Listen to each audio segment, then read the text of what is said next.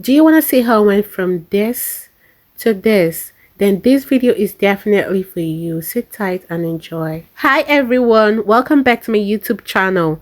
So today we are going to learn how to sort out our leftover yarn. I know some of you will be wondering, why do I have to waste my time sorting this out when I can just get a new one, or when I have more than enough? Have you ever been working on a project and you have just a few rows to go, but your yarn got finished, and when you went to your storage you can't find that same exact color, or you placed an order for it but the delivery is taking so much time to come?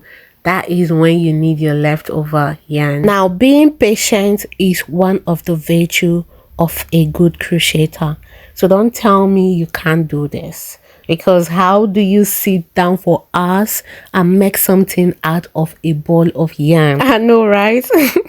So this is the container that I'm going to be using. It's from peanut butter. So after using them, I just store them up, wash them, and use them for my yarn storage. So you need your scissors too. I'd recommend you put on your favorite TV program or put on your favorite music. For me, I always use my music for these, but when I'm crocheting, I love using movie and sometimes music. And after sorting each one out, just roll it on your finger and put it into the jar or the container that you have.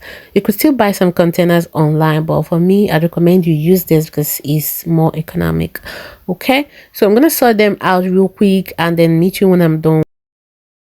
Alright guys, so I'm done with mine and this is what it looks like. So the bigger one, the one that are longer, so this is where I pack them up because they are bold, and if I put it in the jar or the container, it will not contain much. So this bag is from the handbag that I bought. You could still get this kind of bag in the shoes. Okay, now I'm gonna go store them up in the shelf where I store my yarn.